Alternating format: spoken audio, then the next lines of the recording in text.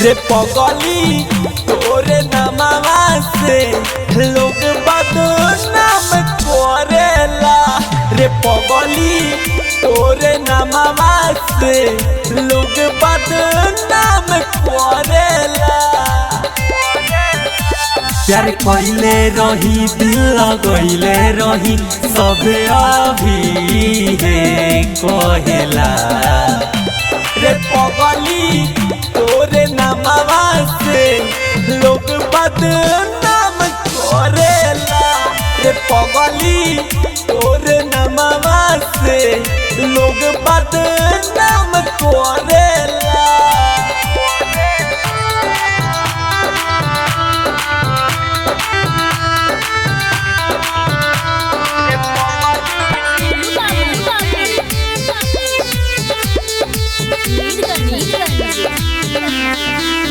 लोगवा के न कुछ पता बाहू हमरा साथे भइल बड़े खाता बाहू। लोगवा के न कुछ पता बाहू हमरा साथे भइल बड़े खाता बाहू। ऐसन बारी पूछे हाथ धोके खींचे दोस्त तोहरे के भाभी कहेला। रे पगली तोरे नामवा से लोग बदनाम करेला। रे पगली तोरे नामवा से लोग बदनाम करेला।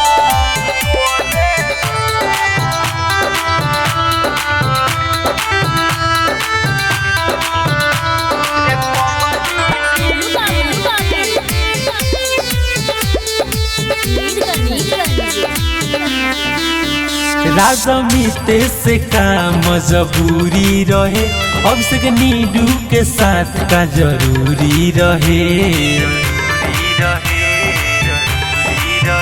रोमियो अमित से कौन मजबूरी रहे अभिषेक नीडू के साथ का जरूरी रहे।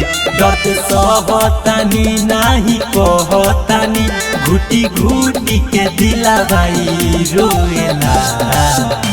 रे पगली तोरे नामवा से लोग बदनाम करेला। रे पगली तोरे नामवा से लोग बदनाम करे।